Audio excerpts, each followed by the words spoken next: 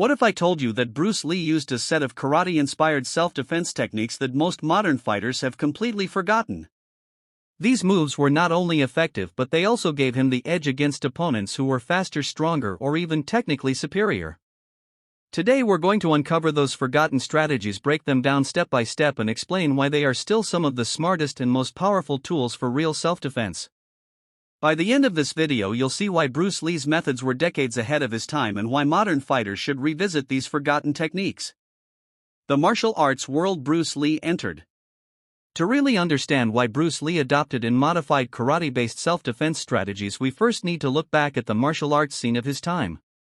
In the 1960s, karate was spreading quickly from Japan and Okinawa into America.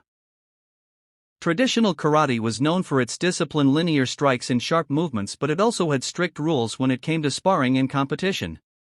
Techniques like groin strikes, eye pokes, and joint attacks were considered dirty and therefore removed from practice. Bruce Lee, however, was not a traditionalist.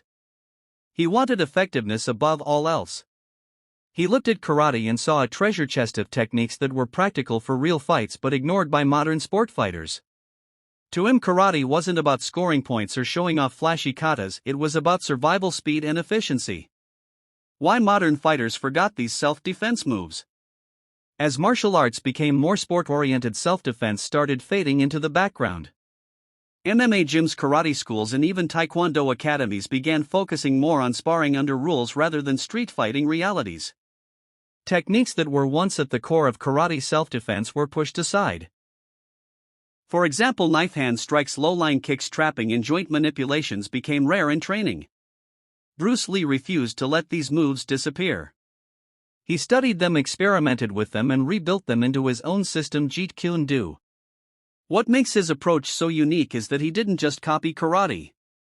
He understood its principles deeply, stripped away the unnecessary, and combined them with boxing, fencing, Wing Chun, and other arts to form a deadly self-defense strategy.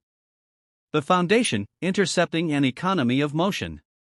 One of Bruce Lee's most famous concepts was the art of interception. He believed the best way to defend yourself was not to block after your opponent struck but to intercept them before the attack fully developed. This came directly from karate's focus on timing and explosive counterattacks. For example, karate teaches the idea of attacking the attacker. When someone tries to throw a punch, you don't wait and block. You strike first, often to a vulnerable area like the ribs or solar plexus. Bruce Lee refined this concept, emphasizing economy of motion. His self-defense strategy was built